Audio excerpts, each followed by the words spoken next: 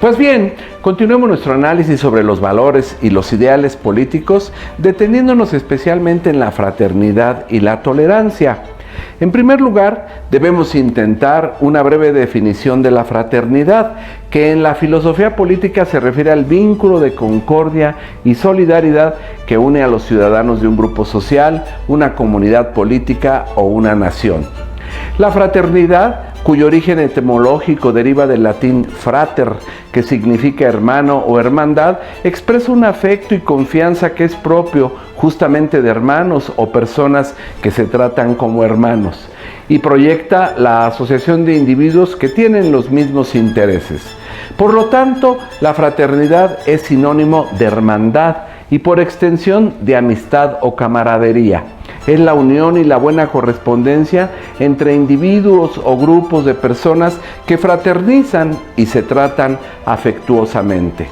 Como muchos otros conceptos, el término fraternidad se incorpora en el debate político y filosófico al calor de la Revolución Francesa, cuyo programa político incorpora a la fraternidad como un elemento de inspiración, conjuntamente con los términos de igualdad y libertad. La fraternidad universal designa la buena relación entre las personas, en donde se desarrollan los sentimientos de afecto propios de los hermanos de sangre, unión y buena correspondencia. La fraternidad es un lazo de unión entre los individuos que se basa en el respeto de la dignidad de la persona, en la igualdad de los derechos de todos los seres humanos y en la solidaridad de unos con los otros. Por lo tanto, la fraternidad es un valor social y político que no se resume solo a las personas, sino que es un valor universal y transversal de todos los seres humanos, considerándolos hermanos. De esta manera, el valor de la fraternidad nos lleva a ser solidarios, respetuosos y empáticos unos con los otros.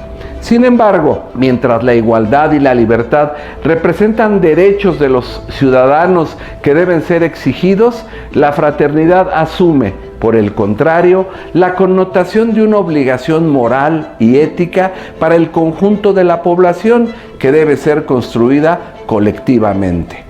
De esta forma, el valor de la fraternidad es portador del auspicio de la conformación de una gran familia humana universal y se configura como una superación de la convivencia basada exclusivamente en el contrato social y en el derecho positivo. La fraternidad expresa, por lo tanto, una crítica radical a todo sistema basado sobre el individualismo, a todo sistema que establezca privilegios para determinadas personas, clases sociales o colectivos nacionales en nombre de un principio trascendente alejado del derecho. Por último, quisiera destacar que la fraternidad es un concepto moral y del ámbito prescriptivo, es decir, del deber ser, que subraya la dimensión relacional del derecho mismo que toma inspiración en el deber de la justicia social. No obstante, personalmente considero importante hacer referencia a la tolerancia, que aun siendo también un ideal y un valor, es principalmente un concepto exquisitamente político, laico y moderno. Veamos esto con un poco de detenimiento.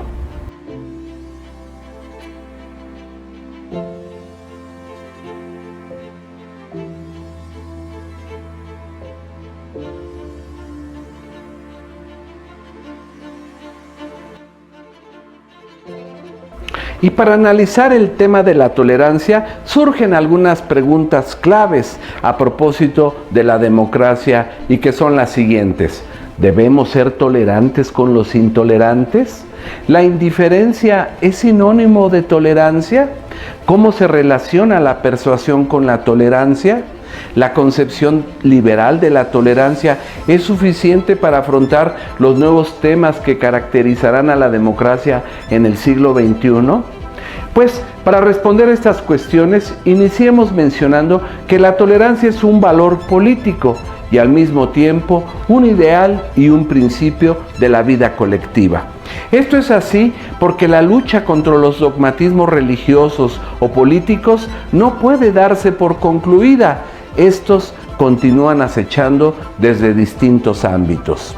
Los principales desafíos a la democracia actualmente no están representados solamente por las profundas desigualdades sociales o la limitación de las libertades, sino principalmente por las crecientes intolerancias políticas.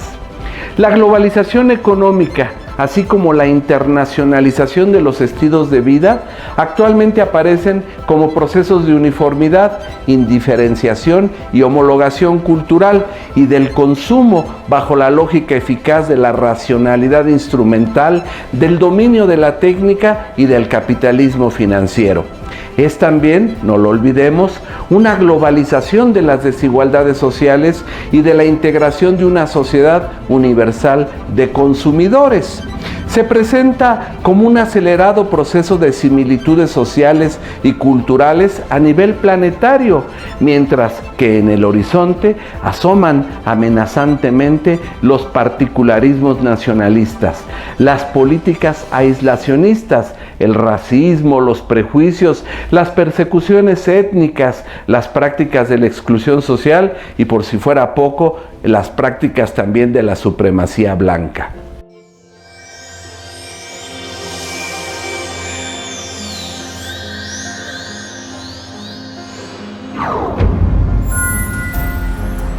La tolerancia no es aceptable cuando se llama indiferencia.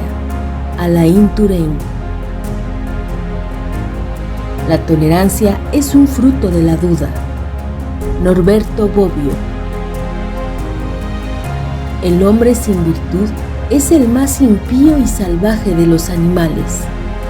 Aristóteles. La unidad del Estado debe ser preservada limitando el poder de la jerarquía eclesiástica. Marsilio de Padua. ¿Qué cosa es la tolerancia? Es un patrimonio de la humanidad. Estamos llenos de debilidades y errores, y la primera ley de la naturaleza exige que nos perdonemos recíprocamente nuestras torpezas. Voltaire.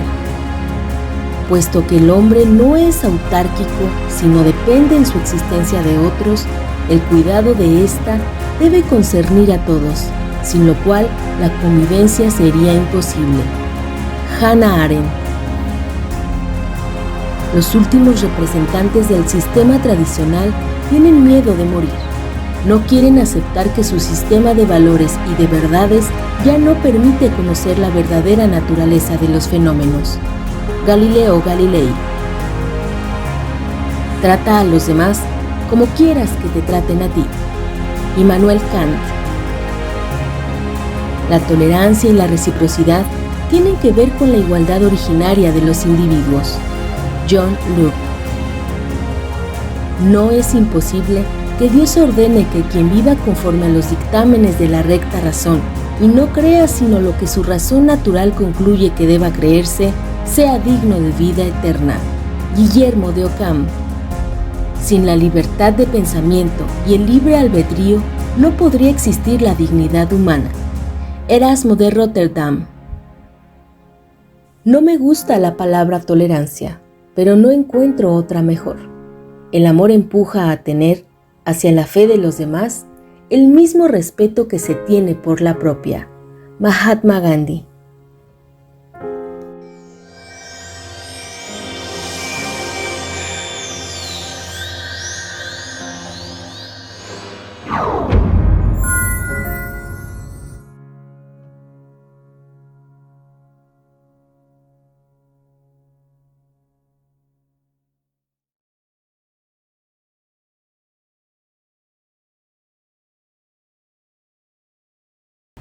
En este contexto, el ideal y el valor de la tolerancia representa la temática más relevante de nuestro tiempo. Hemos dicho anteriormente que aunque se encuentra lejos de su realización plena, solamente el régimen democrático puede presentarse como un índice del progreso de las colectividades humanas, y que en su interpretación más difundida, la democracia se concibe como un conjunto de reglas de procedimiento que dan origen a instituciones que permiten la adopción de las decisiones colectivas, pero caracterizada así delimitada, la democracia como instrumento y como medio, las preguntas que surgen son: ¿cómo hacer para que esta particular forma de gobierno cuente con ciudadanos activos? Y para tener ciudadanos activos, ¿no es necesario tener ideales y cultivar los valores?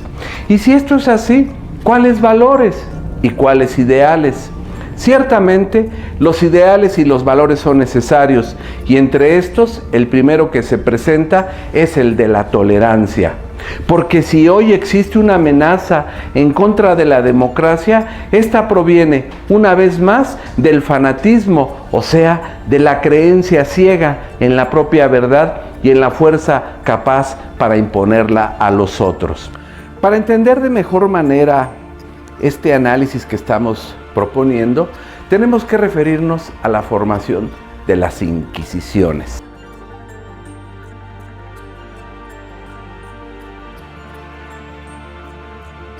Los herejes fueron torturados sin piedad prácticamente desde el nacimiento del cristianismo. En el año de gracia del 382 después de Cristo, se estableció una ley que preveía que cualquiera que fuese tomado preso por herejía debía ser ejecutado. El método inquisitorial fue ideado por los pontífices y ejecutado por los inquisidores mediante una institución que se convirtió en el brazo judicial de la Iglesia para la eliminación del disenso. Y ese brazo judicial lo conocemos con el nombre de la Santa Inquisición. De esta forma, el nacimiento del Santo Oficio, como también se le conoce, en cuanto corte de justicia y tribunal, fue fundado por la Iglesia Católica Romana y surgió como un intento declarado de suprimir y erradicar la herejía en la primera mitad del siglo XIII, con Doménico de Caleruega como primer inquisidor general en Roma. Le siguieron la Inquisición de Toulouse en Francia en 1233. 5 años después, fue abierta otra corte de justicia en Aragón, España. Pronto se establecieron otras sedes de la Inquisición en Alemania, Portugal y Holanda a partir de la prosecución de la guerra en contra de los herejes. Conviene destacar que la tortura fue autorizada por el Papa Inocencio con una bula papal emanada en 1252, que contenía explícitamente el objetivo de obtener la confesión del detenido. Este modelo presupone la formulación de prejuicios simbólicos y subjetivos en donde el esquema de la sospecha y la delación mantiene una centralidad importante. Las persecuciones encontraron en el método inquisitorial el medio más oportuno para concretarse con eficacia y efectividad. Todavía, hoy, en muchas partes del mundo, existe la posibilidad de ser arrestado en base a una simple sospecha con el agravante de ser juzgados con la obligación para el acusado de demostrar su propia inocencia, y muchas veces con la segregación y la tortura para obligar a inocentes a confesarse culpables de los delitos que se les imputan. Es la injusta justicia. En los regímenes no democráticos, las leyes de excepción o las specialia, como eran designadas aquellas medidas para enfrentar la emergencia en el viejo derecho inquisitorial, se equiparan a las leyes contra el delito de herejía, que fue considerado un delito intelectual con el cual se perseguía cualquier opinión diversa o diferente del punto de vista oficial. Más adelante, el periodo que abarca del 1200 al 1450 es decisivo para la construcción del edificio doctrinal del cristianismo. Es la época del reforzamiento de las monarquías absolutas y de la conformación de las naciones. En 1232 se establece la Inquisición medieval cristiana, originalmente orientada contra los libres pensadores y los alquimistas, considerados herejes por la heterodoxia mostrada en sus investigaciones. En 1478, la institución del Tribunal de la Santa Inquisición en Sevilla reforzó la política discriminatoria que el Estatuto de Pureza de Sangre había establecido casi 30 años antes en contra de las minorías religiosas y en particular en contra de los hebreos. Pero fue en este periodo cuando la Inquisición española empezó a combatir a los judíos con la bendición del Papa Sixto IV y bajo los auspicios de los monarcas católicos de Aragón y Sevilla, tiempo en el que adquirió fama el gran inquisidor Tomás de Torquemada, dominico, a quien se le atribuye el suplicio de más de 2,000 personas, y en su momento de mayor poder, la Inquisición española llegó a contar con 14 tribunales que se extendían desde la península a sus colonias de ultramar, México y Perú. De esta manera, la intolerancia cobró nuevos bríos cuando siglos después el renacimiento científico y filosófico atentó contra los fundamentos de los dogmas y las verdades oficiales respecto a las leyes de la naturaleza y los límites del pacto político constitutivo que eran típicos de los grandes estados absolutistas. Es el momento más intenso de la quema de herejes y de la lucha por la libertad de pensamiento. Particularmente interesante es la manera como en ciudades tan importantes como Venecia se establece el primer gueto judío, un lugar de segregación que busca excluir a los practicantes de una religión y que además tenían un no origen étnico muy especial del conjunto de la sociedad católica y cristiana que era hegemónica en ese momento.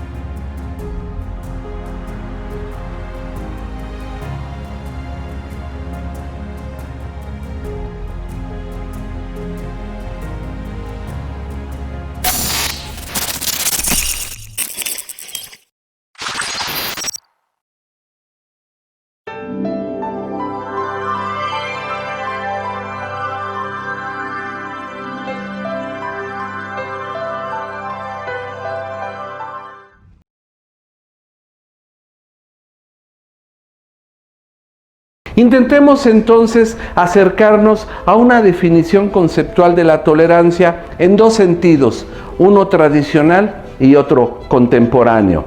El primer sentido, el tradicional, deriva de la dimensión etimológica del concepto de la tolerancia, que procede del sustantivo femenino latino tolerantiae, que puede traducirse contemporáneamente como sufrimiento y acción de sobrellevar, soportar o resistir. Esta primera definición representa lo que yo denomino la concepción tradicional de la tolerancia, según la cual, después de las enormes persecuciones religiosas que se llevaron a cabo en Europa y al no poder extirpar el error del pluralismo religioso que se iba expandiendo por el continente, incluso a través de distintas formas de persecución, castigo y tortura que fueron llevados a cabo por la Inquisición como brazo judicial de la Iglesia Católica, se adoptó la fórmula de la tolerancia como capacidad para sobrellevar y soportar a los diferentes, es decir, a quienes profesaban otras religiones distintas de la oficial. Para comprender mejor esto, te invito a que veamos de manera detallada cómo se configuró el cristianismo como una religión oficial para todo el mundo.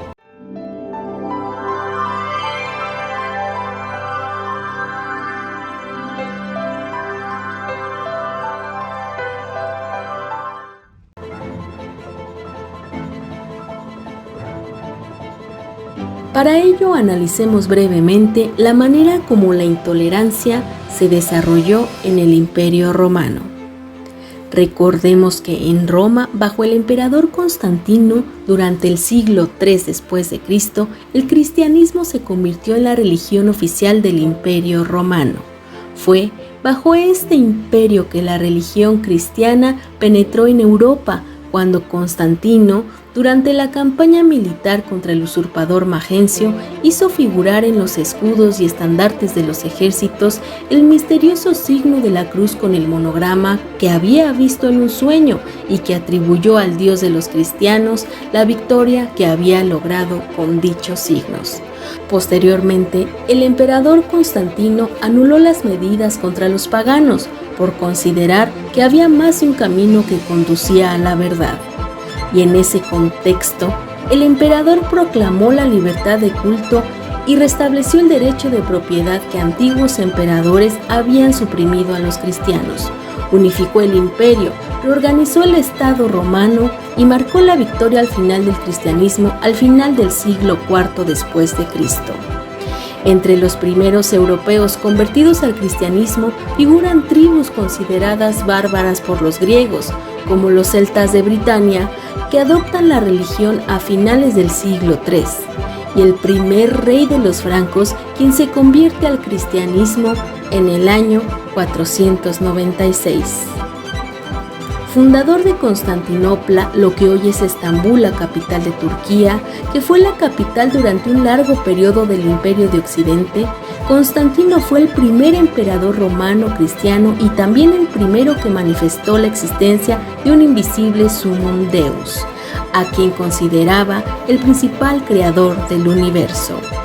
Con el emperador como guardián de la fe, la Iglesia obtuvo derechos legales y grandes donativos financieros. Constantino, quien presidió el primer consejo ecuménico de la Iglesia en Nicea en el año 325, buscó promover la unidad entre los cristianos y mandó a construir iglesias en distintas ciudades. Constantino, que fue la figura más importante en la fundación de la Europa medieval cristiana, promulgó el edicto que permitía profesar cualquier religión. Aun cuando romanos admitían todos los cultos, incluido el hebreo y el egipcio, por los cuales sentían un gran desprecio, en un primer momento los cristianos fueron perseguidos, arrojados a los leones. ¿Por qué entonces Roma toleraba unos cultos y perseguía a otros? Quizá porque ni los egipcios ni los mismos judíos buscaban destruir la antigua religión del imperio. No iban por el mar y la tierra con el objetivo de hacer proselitismo. Pensaban solo en ganar dinero. El pensador de la Ilustración, el gran intelectual francés François-Marie Haraud de Voltaire, nos recuerda en su obra Diccionario Filosófico que era indiscutible que los cristianos querían que la suya fuese la religión dominante. Incluso Santo Tomás tuvo la buena fe de confesar que si los cristianos no destronaron a los emperadores fue solo porque no pudieron. Su opinión era que toda la tierra debería tener la fe religiosa cristiana, por lo tanto, los cristianos eran enemigos de toda la tierra mientras no fuese convertida. La persecución de los cristianos finalizó en el año 313 con el Edicto de Milán, en el que Constantino promulgó la tolerancia para los cristianos en los dominios de Roma. Sin embargo, los beneficios de la tolerancia obtenidos por los cristianos bajo el imperio de Constantino habrían de transformarse en persecución contra los disidentes de la fe y contra todo tipo de herejes. La enconada lucha por lograr la pureza de la doctrina dio origen a la intolerancia cristiana.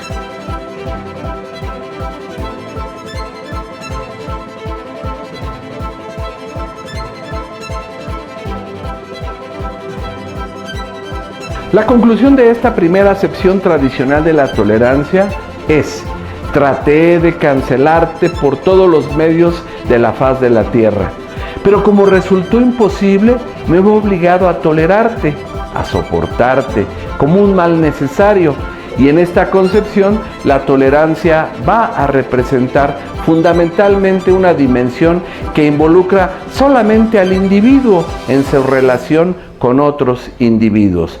Por ello, es una tolerancia que se desarrolla con respecto a las conductas individuales y personales.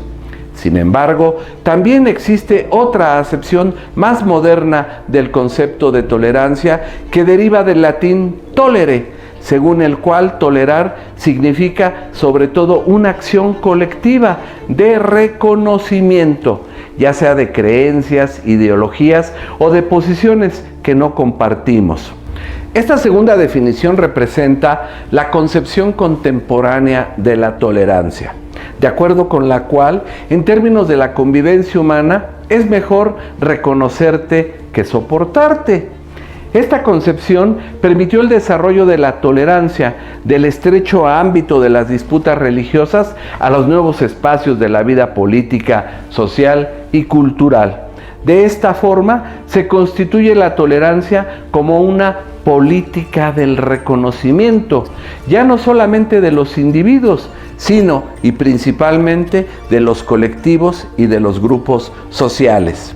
La nueva concepción de la tolerancia, por lo tanto, se presenta como un reconocimiento social que permite el desarrollo y la expansión de la tolerancia hacia otros ámbitos del pluralismo y de la diversidad cultural.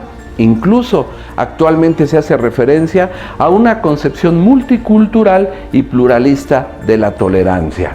Para comprender todo esto que hemos venido explicando hasta aquí, es necesario mencionar que la tolerancia se desarrolla a partir de ciclos, y por ello es que en una perspectiva histórica es posible identificar diversos momentos o ciclos en el proceso evolutivo de la práctica y del ideal de la tolerancia. Veámoslo con detenimiento.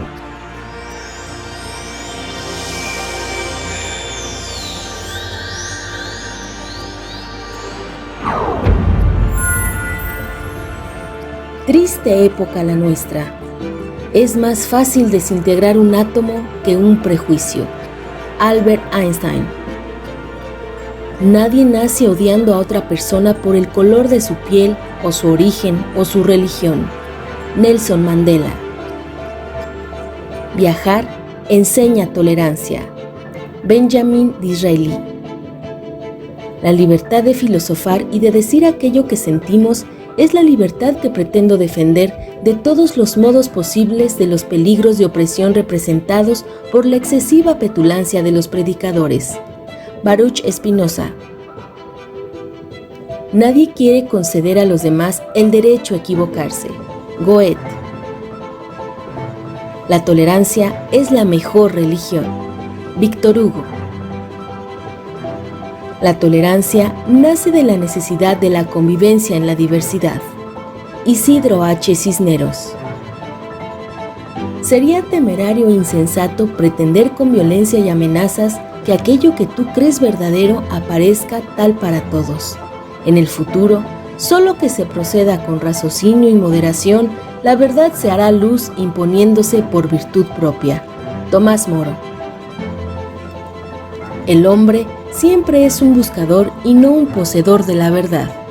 Karl Popper. El amor hacia el individuo es una preparación del amor hacia Dios. Marsilio Ficino. Soy absolutamente amusical en lo religioso, pero un riguroso autoexamen me ha revelado que tampoco soy antirreligioso ni irreligioso. Max Weber. La tolerancia equilibrada es germen de libertad y armonía. Francis Castell. De los fumadores podemos aprender la tolerancia. Todavía no conozco uno solo que se haya quejado de los no fumadores. Sandro Pertini. Cuando conozco a alguien que no me importa si es blanco, negro, judío o musulmán, me basta con saber que es un ser humano. Walt Whitman.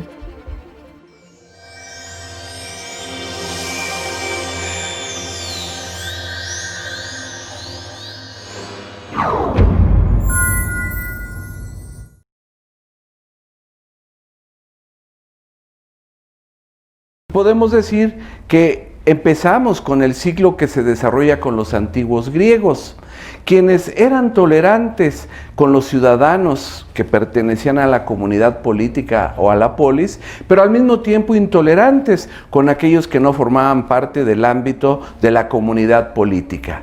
Es decir, con quienes eran considerados extraños o diferentes al ciudadano ateniense, quien era el único depositario y titular de un sistema de derechos de participación. En el mundo de ese entonces, los diferentes estaban representados por los esclavos y por los extranjeros o metecos. En esta perspectiva, la tolerancia se asociaba a la integración como garantía de todos los derechos, pero solo para una parte de la población. Así, la identidad cultural funcionaba también como una identidad política. En este contexto, por ejemplo, el filósofo Genófanes se le atribuye el origen de una concepción monoteísta, contraria al politeísmo popular en ese momento, cuando considera que existe una única divinidad, no parecida a los hombres, ni en el cuerpo, ni en el pensamiento. Ese Dios, todo al que identifica con el universo, tiene el atributo de la eternidad, no nace ni muere, y es siempre el mismo, de acuerdo con el filósofo. A este ciclo también pertenecen los romanos, quienes aceptaron el politeísmo y la diversidad, dando vida a un largo ciclo de tolerancia religiosa. Y esto fue así porque gradualmente la filosofía griega se fue adaptando también a la mentalidad de los romanos.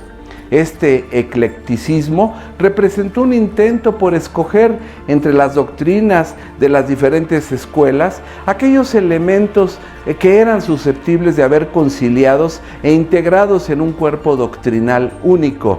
Y el criterio para seleccionarlos fue el acuerdo de los ciudadanos llamado Consensus Gentium, que también tuvo su correspondencia filosófica con otro filósofo, en este caso Séneca, quien considera que la condición de la filosofía es el retiro del alma en sí misma, postulando como necesarias la introspección y la meditación interior. De esta manera, Séneca hace suya las tesis estoicas de que existe un orden divino del mundo y una providencia que lo gobierna.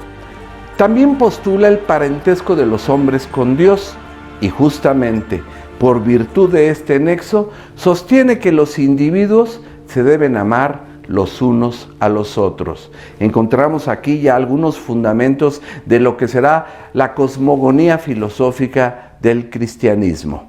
Con el mundo católico inicia un nuevo ciclo de intolerancias que se difunde a partir de las concepciones monoteístas en materia de religión, orientadas a reforzar un sistema de verdades únicas. Este ciclo se prolonga a lo largo de los 11 siglos que duró el medioevo, caracterizándose por nuevas intolerancias y persecuciones. Esta es la época de los grandes procesos de la Inquisición. El abandono de la indulgencia religiosa que habían conocido los siglos IX y X y que estuvo determinado por la prevalencia del cristianismo en el mundo occidental, dio una nueva dirección a la historia de la tolerancia.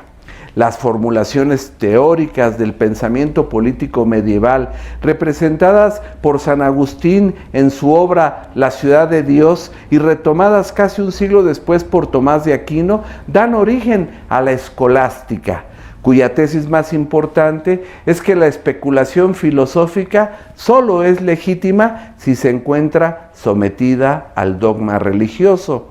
Su postulado es que así como la ciencia debe someterse a la teología, así también el poder temporal debía subordinarse al poder espiritual.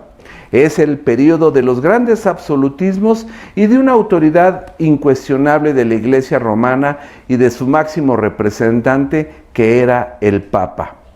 Autores como Marsilio de Padova representan al humanismo, que va a abrir un nuevo ciclo en la idea de la tolerancia en su mejor tradición, la que establece la necesidad de separar la religión de los asuntos del Estado. lo que contemporáneamente anuncia la puesta en marcha de un proceso de laicización del poder político. Durante este periodo también encontraremos autores importantísimos como Erasmo de Róterdam o Tomás Moro, quienes pregonan una nueva relación con las ideas tolerantes de los griegos. Marsilio sostendrá que la paz, que es el fin y la razón de la existencia del Estado, se encuentra amenazada por las pretensiones teocráticas del Papa.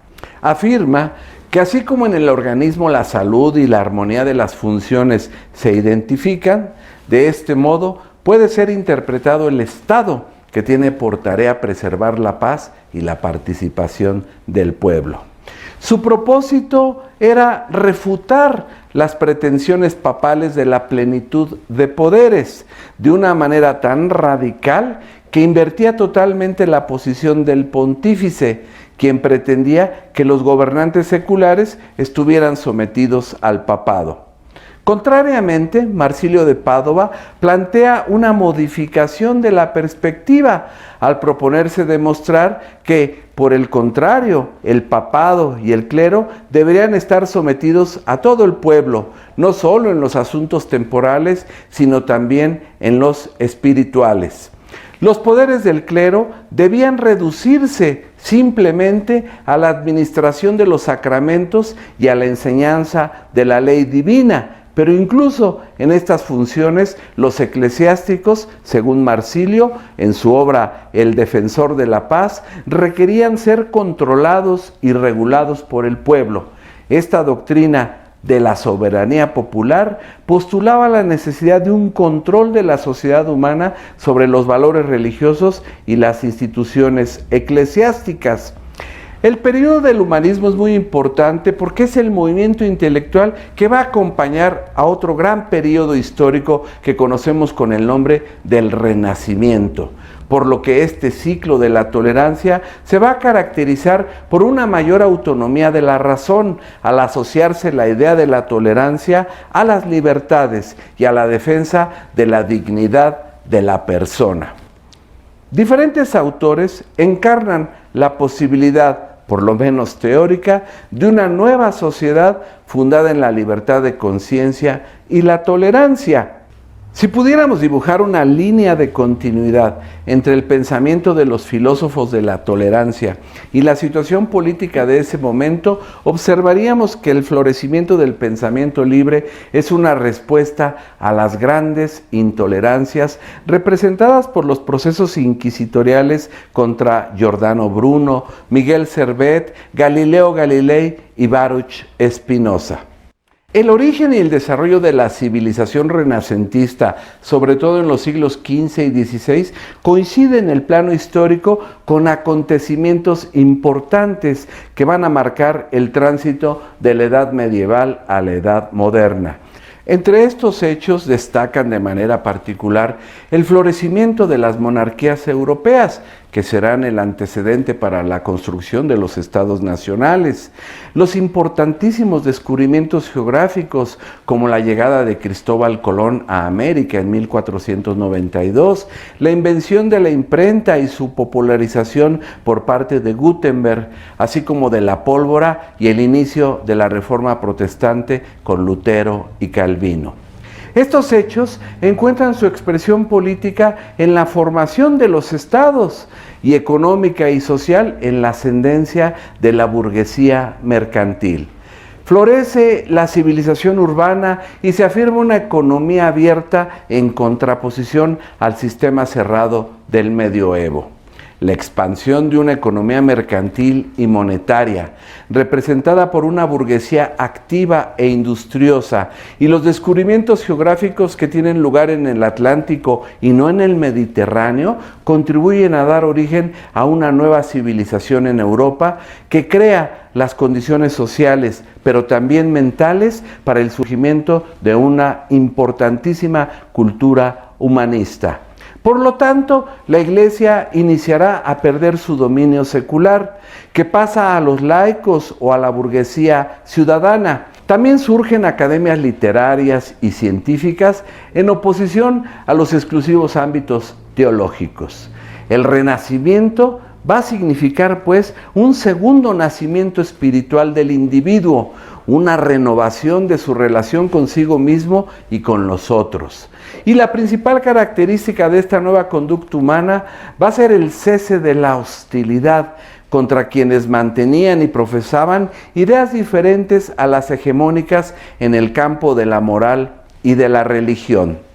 Así, otra fase del ciclo de la tolerancia la inaugura este movimiento cultural y político que conocemos con el nombre de la Ilustración, principalmente en Francia e Inglaterra, con su cauda de derechos del hombre y del ciudadano. John Locke va a representar un intelectual prototípico de este nuevo ciclo de la tolerancia, en el que el individuo aparece como un depositario de una razón instrumental dirigida a la consecución de las libertades y derechos sobre los cuales se desarrolla la fraternidad humana. Las tesis de John Locke son una reelaboración original de los nuevos ideales políticos y religiosos derivados de la Revolución Inglesa, y de acuerdo con ellos, el Estado existe no para promover la salvación espiritual del pueblo, sino más bien para servir a los ciudadanos y para garantizar su vida, su libertad y su propiedad bajo el cobijo de una Constitución. La racionalidad de las reglas morales, sostiene Locke, consiste en su utilidad para la conservación de la sociedad en la medida en que existe una ley natural, que es la razón misma, que interviene en las relaciones entre los individuos y prescribe su reciprocidad perfecta. Así, se establece la regla de la reciprocidad, que limita el derecho natural de cada uno al igual derecho de los otros. Para evitar la guerra implícita en el estado de naturaleza, nos dirá John Locke, los individuos se integran en una sociedad y constituyen un poder civil o político. Y entre sus principales escritos en materia de tolerancia destacan su epístola de Tolerantia ad Clarissimum Virum de 1689 y sus 3 cartas sobre la tolerancia de 1689, 1690 y 1692. Los argumentos de John Locke a favor de la libertad de conciencia y por la no intervención del Estado en la vida religiosa conservan aún plena validez. El liberalismo abrirá un nuevo ciclo. La concepción moderna de la tolerancia es heredera del racionalismo y tiene por fundamento una razón ética de inspiración liberal representada por el respeto inalienable de los derechos del individuo. Cuando el pensamiento liberal defiende a la tolerancia, lo hace desde la perspectiva de las garantías de libertad, rechazando la primacía del poder político sobre las instituciones civiles que basan su existencia en la voluntad de los ciudadanos. De este modo, la tolerancia representa un ideal liberal en relación con los enunciados y prácticas políticas, las cuales, para tener vigencia, deben encontrarse dentro de un orden prescrito. El pensamiento liberal, por último, permite también una lectura de la tolerancia como actitud de comprensión frente a opiniones encontradas al interior de las sociedades. La tolerancia constituyó uno de los principios inspiradores del Estado liberal en la medida en que promovió el respeto y la garantía jurídica de los derechos de libertad. Estos ciclos de la tolerancia continuarán con el desarrollo al interior del pensamiento liberal hasta llegar a nuestro tiempo. Y de esta manera el multiculturalismo va a representar actualmente un nuevo desafío para la democracia. En este contexto se hace necesaria una nueva concepción pluralista de la tolerancia. Requerimos de una tolerancia pública para las diferencias colectivas que aparecen naturalmente en nuestras sociedades.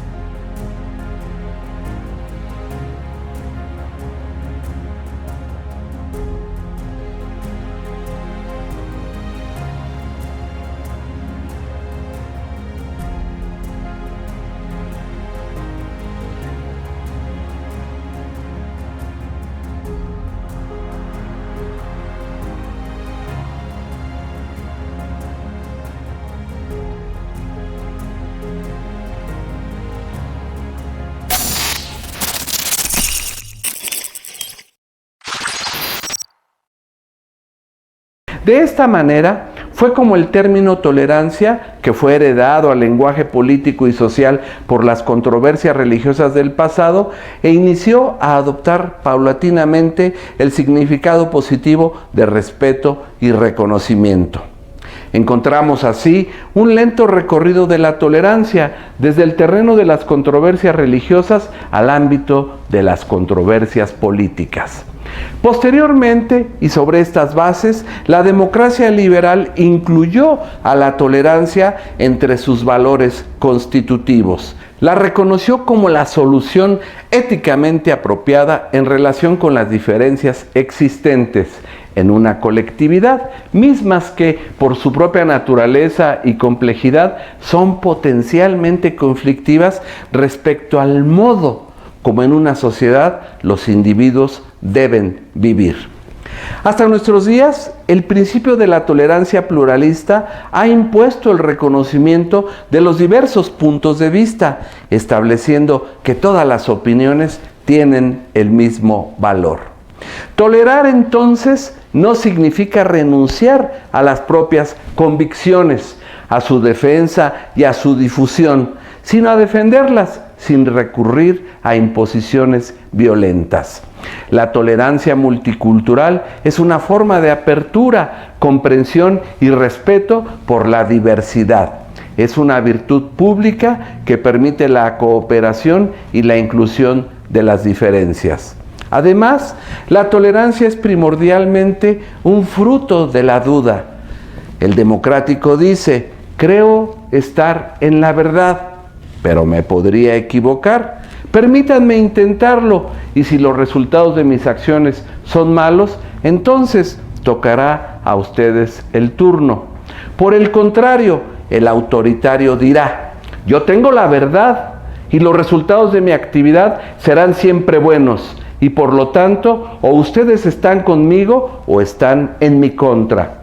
Aquí quiero recordar al filósofo e historiador francés François-Marie Arouet de Voltaire, quien es considerado uno de los representantes más importantes de la Ilustración y quien es además un radical defensor de la tolerancia y de los derechos humanos. En su obra Diccionario Filosófico, publicado en 1764, define a la tolerancia de una manera que ha resistido el paso de los siglos. Nos dice Voltaire: ¿qué cosa es la tolerancia? Se pregunta y responde: la tolerancia es un patrimonio de la humanidad. Voltaire rechaza cualquier forma de religión o de política que persiga a los no creyentes y que promueva la intolerancia, la idolatría o la tiranía. De esta manera estableció los fundamentos de la lucha contra los dogmatismos y los fanatismos de la época moderna.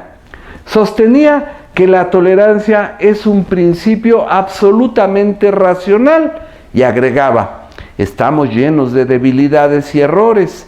Por ello, la primera ley de la naturaleza exige perdonarnos recíprocamente nuestras torpezas. Quienes han sido víctimas de las persecuciones y de las intolerancias de distintos tipos y en todos los tiempos y lugares, siempre han encontrado en Voltaire un elocuente defensor. El suyo era un proyecto de laicización y de libertades. Solo se logra pensar libremente, sostenía, sin las ataduras del miedo servil. Es el portador por excelencia de los valores del racionalismo, un defensor de los derechos de la persona, del pluralismo civil, de la confianza en la cultura y de la intransigente lucha en contra de los prejuicios. Combatió las supersticiones, la crueldad y el dogmatismo, pero sobre todo las injusticias cometidas por el hombre.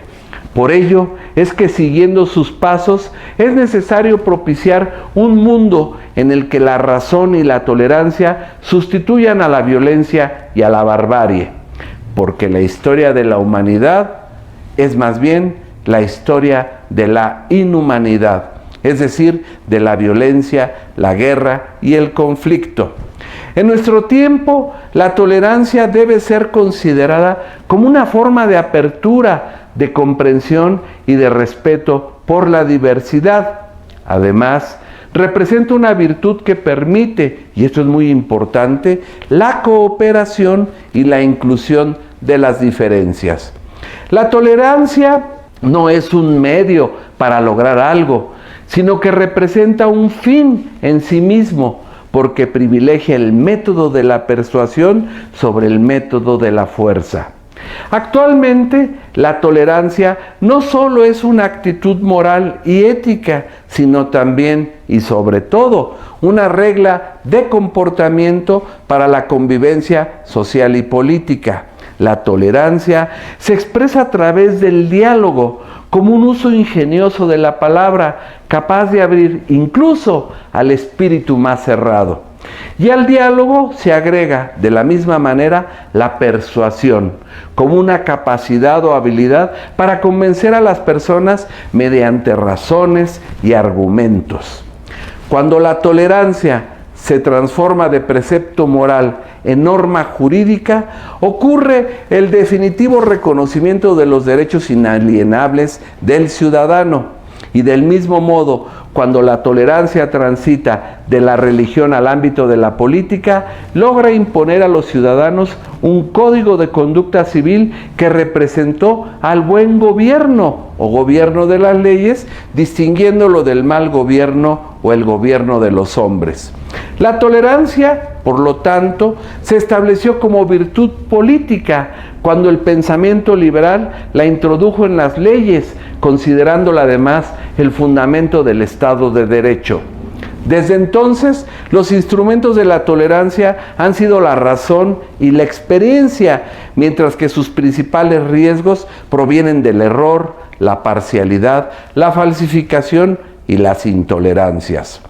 El filósofo y teórico de la justicia, Michael Walzer, tiene razón al recordarnos que la tolerancia hace posible la diferencia y que la diferencia hace necesaria a la tolerancia.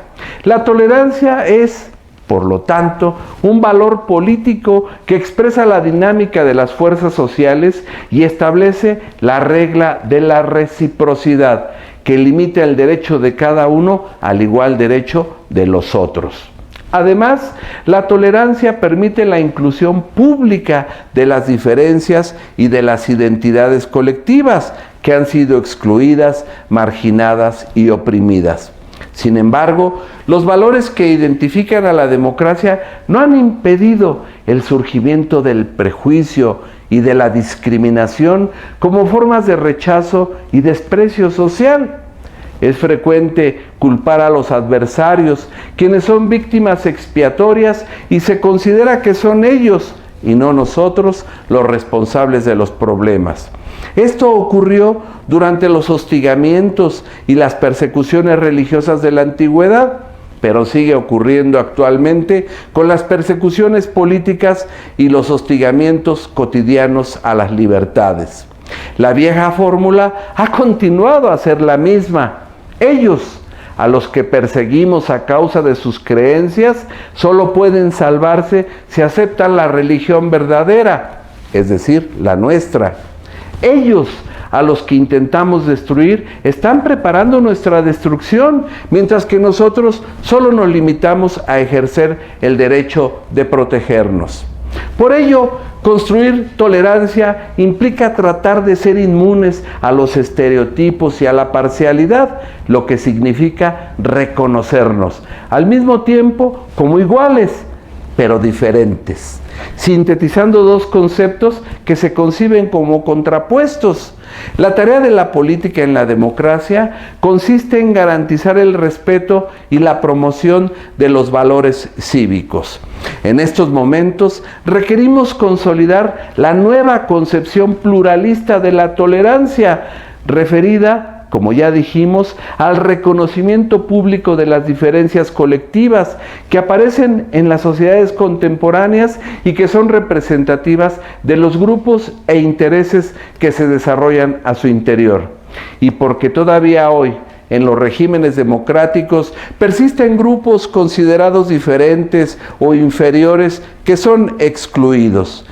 En esta perspectiva, el único camino posible para la superación del conflicto en las sociedades complejas está representado por una democracia que incorpora a la tolerancia como un método que brinda el marco normativo e institucional para la expansión de los derechos a nuevos estratos de la sociedad. Y si en la concepción tradicional de tolerancia aparecía el dilema, mi libertad termina donde inicia la tuya, en la nueva interpretación pluralista de la tolerancia que aquí propugnamos, el principio de convivencia se ha transformado, estableciendo ahora que el ejercicio de mi libertad y de mis derechos se convierten en una condición para el ejercicio de tu libertad y de tus derechos. Por lo tanto, la tolerancia multicultural enfatiza la inclusión del mayor número de iniciativas y puntos de vista en la construcción democrática. En consecuencia, la tolerancia se sustenta en la igualdad democrática de los derechos, dado que en la sociedad tolerante, y esto es muy importante, lo respetado no son las ideas y las creencias de las personas, sino las personas mismas. Para concluir, distinguimos tres sentidos de la tolerancia: el ideológico, el social y el político. El sentido ideológico de la tolerancia representa la lucha por la coexistencia entre interpretaciones divergentes sobre la vida en sociedad que se manifiestan contra las verdades absolutas y el monopolio de la fe. Representa una proyección del conflicto cultural como parte constitutiva de la existencia humana. En su sentido social, la tolerancia se configura como un espacio de libertad que ha sido conquistado en la sociedad democrática, permitiendo el reconocimiento de prácticas diversas que coexisten al interior de un orden establecido. Expresa una tolerancia de las diferencias públicas en las sociedades pluralistas. La tolerancia social esgrime una actitud de comprensión frente a opiniones y conductas que son consideradas contrarias al sentido común. Consecuentemente, vale el principio de dar para recibir, en un panorama en el que no existe una sola modelo o forma hegemónica de vida social. La tolerancia política, finalmente, expresa una relación con la ciudadanía y con el reconocimiento de las minorías respecto al proceso de inclusión y exclusión que impacta en la toma de decisiones. Consiste en una condición de la sociedad política en su conjunto que permite funcionar a la democracia pluralista. Por ello, si deseamos comprender a la tolerancia en cuanto virtud política, el medio adecuado no es la investigación de sus fundamentos psicológicos o morales, sino más bien el análisis de la teoría y de la praxis del pluralismo democrático. La tolerancia representa, finalmente, un nuevo equilibrio entre los discursos y las prácticas cotidianas. En esta perspectiva, el estudio de la tolerancia remite a un ejercicio de apertura mental que es fundamental para entender las razones de los demás y que tiene que ver con una virtud cívica de carácter democrático. El tema de la tolerancia representa hoy por hoy un espacio de reflexión que ilustra cómo deben tomarse las decisiones colectivas en una democracia, permitiendo que la diferencia en política se exprese abandonando el temor a la exclusión en virtud de tal disenso. La democracia representa uno de los ámbitos en donde se confrontan y se confrontarán aún en mayor medida en un futuro los diferentes proyectos acerca del orden social y político que es necesario construir en el siglo XXI. Por tal motivo, el encuentro pacífico entre las distintas posiciones requiere de un método que permita la libre expresión de las ideas, los valores o los símbolos políticos. La tolerancia representa dicho método.